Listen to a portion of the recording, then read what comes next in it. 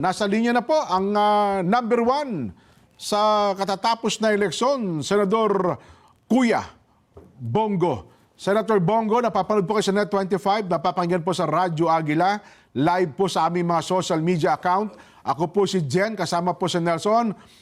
Senator BG, magandang hapon po. Magandang hapon po, Sir Jen, Sir Nelson, at sa lahat po ng nakikinig sa programa nyo sa Net25, sa inyong programa ngayong hapon sa unang mamamayan. Opo. At ako po nagpapasalamat sa ating mga kababayan. Sorry po, hindi ko masyado mabasa yung title ng inyong programa. Saganang mamamayan po. Saganang mamamayan. Opo. Saganang mamamayan. Opo.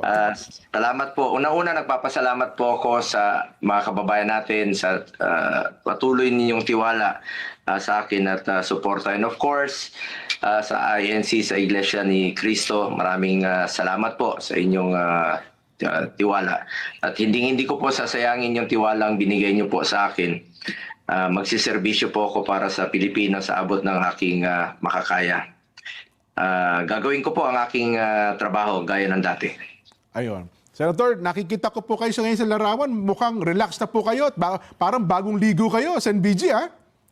Hindi, umuulan ngayon eh. Kaya Ganun ho ba? Pero at least, parang wala na kayong ganong pressure ngayon, walang ganong stress, Senator BG. Wala po akong tulog hanggang kanina umaga, hanggang alas 5, nagmo-monitor po ako. Yes. In fact, gabi, nakakain po ako ng hapunan, alas 11 na po dun sa Sangyup. Salamat. Dahil hindi ako makakain, medyo kinakabahan ka hanggat hindi lumabas yung mga initial result. Para kang nabunutan ng tinik. After makita yung mga resulta. So, nagpapasalamat po muli ako sa ating mga kababayan. Opo. Ano pong masasabi nyo? 26 million mahigit, yung number 2 nyo, 20 million, mga 5 million ang iangat po ninyo kumpara doon sa pangalawa, Kuya BG? Naging consistent lang po siguro ako aside from Mindanao and Visayas. Ay mataas rin po ang aking nakuhang boto sa Luzon, sa Metro Manila. Naging consistent lang po siguro ako dahil nagtrabaho naman po talaga ako at napakahalaga po ito sa akin, itong midterm election. At ang ibig ko sabihin, itong pagtatapos ng aking first term sa aming mga re-electionist. Napakahalaga po ito dahil ito po yung paghuhusga sa amin kung nagtrabaho ba kami for the past 6 years. So, importante po sa akin yon na ma-gauge ng tao, no? At ako po'y nagpapasalamat sa inyong patuloy na tiwala sa akin. At ako po'y magtatrabaho. Sipag, pagmamalasakit at more serbisyo po ang pwede kong maialay sa ating mga kababayan. Nagulat din po ba kayo, gaya ng marami, dito sa kinalabasan ng resulta? Kasi sa mga naunang survey, iba yung ipinoproject ng mga mananalo, Sir BJ. Aside from you na laging nasa number 1, yung iba ay laglag sa survey pero ngayon ay nandyan sa top 6 eh. Na-surpresa rin po ako. My personal assessment, meron pong about 20% ng mga electorate na bumoto po na tahimik. Tapos ito yung mga ayaw ng gulo, gusto nila nagtatrabaho ang kanilang mga leader. So siguro, na po ito, paalala sa atin, mga piniling opisyal na magtrabaho na tayo. Ito yung mga gusto ng mga kababayan natin na magserbisyo tayo ng maayos sa kanila. Ayaw nila ng gulo sa politika. So ako po'y nakikiusap, let's buckle down to work. Unang araw ng ating termino, trabaho na tayo. Dahil yan po inaasahan sa atin ng taong bayan. Kaya tayo niluklok rito, nilagay tayo rito para magserbisyo. Nabalitaan na po ba ni dating Pangulong Duterte ang resulta ng eleksyon at ano po ang reaction niya? Naparating na po ng kanyang pamilya. Ni Ma'am Hanilet sa kay I'm sure masaya po siya, especially landslide rin po siya doon sa resulta po sa Davao. Davao. Opo. Jen. Ngayon po, alam nyo, marami nagtataka doon. Well, doon sa punto naman po, Sir BG, na hindi natin maiwasan, may mga nagagalit sa inyo, may mga nagdaramdam. Ano po ngayon ang sasabihin sa kanila sapagkat binigyan kayo ng panibagong 6 na taon na kapangyarihan bilang senador ng ating bayan?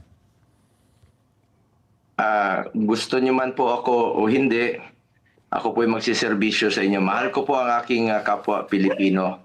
At wala po akong pinipili kung ano man po ang ating tribo, ano man po.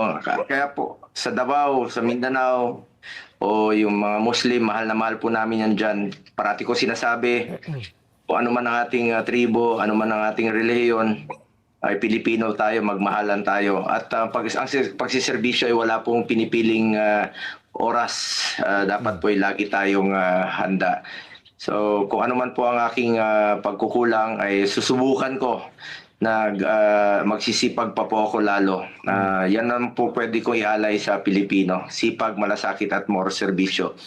At gusto ko lang pong mag-report din po sa inyo during my first term ngayon, I have authored 18 laws. I have principally sponsored 84 laws, yung mga upgrade of public hospitals. And I co-authored and co-sponsored 189 laws.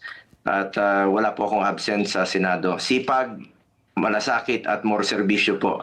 Ang patuloy kong gagawin, mga programa, health, unahin ko po, job creation, education, napakahalaga po nito. Sports rin po. At food security, pagkain po. At gusto kong ilapit ang serbisyo ng gobyerno sa ating mga kababayan. Tama. Buti kasi sa pinakahuling survey, Nason, tsaka Kuya BG, ang concern talaga ng taong bayan ay yung mataas na bilihin, yung inflation. Yung pera nila halos wala nang mabili, Kuya BG. Kaya nga po, alam niyo, lalo-lalo na po sa mga mahirap, napakahalaga po bawat piso.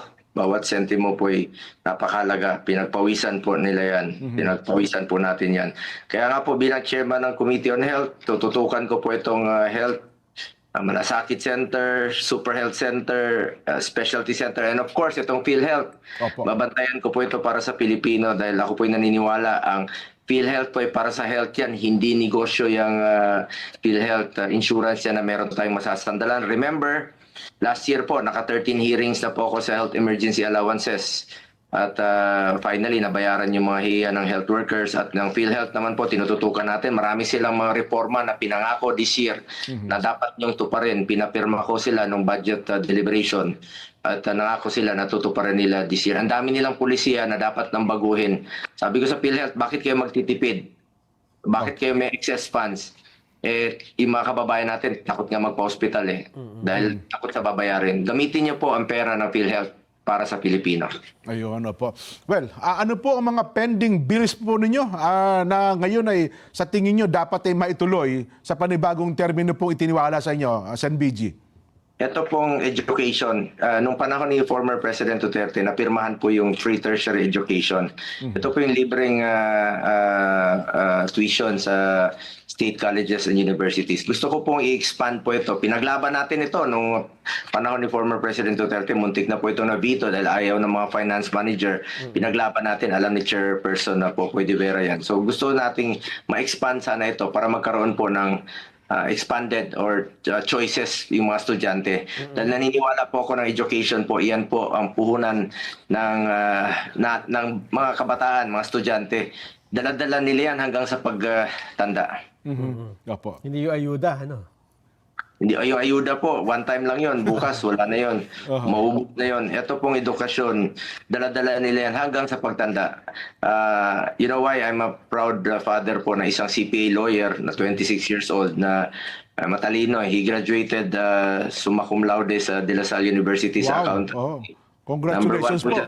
Number one siya sa klase noong 2019. Ngayon naman, nag-law siya, naging valedictorian po ng School of Law sa Ateneo. So number one po siya pareho sa kanyang pag-aaral po bilang accountant at accountancy sa pagiging abogado. Mukhang may pinagbanahan, ano po? Opo, nagmana sa nanay. Anyway, teka lang, kayo ba'y nagkausap na ni Senador Kong Dante Marcoleta? Ano po ang, kasi magkikita na kayo sa Senado, ano ho ang mga pwede niyong i-advise sa kanya? O ano man ang dapat maging plano ninyo sa Senado, Kuya BG? Initially, before pa po nung natapos yung kampanya, nagkakausap naman po kami along with Senator Bato. Opo. At I'm so happy na nanalo po si Senator Dante Marcoleta, kasama natin sa Duterte. At he is long overdue po sa Senado. Napakagaling, napakatalino at lumalaban. Magkasama po kami sa Commission on Appointments. Nakikita ko paano niya opo. talagang sinususi. Talagang hindi nakakalusot sa kanya. Marami siyang mga katanungan na hindi siya makontento. Talagang makikita mo na palaban po ito si Senator Dante. At matalino, magaling, and he is long overdue sa Senado. And finally, I'm so happy na nakasama natin siya sa Senado. Mana yun kay Jen sa Barjaya. So, mananatili po ang Kuya Senador BG natin na ang bisyo ay magserbisyo.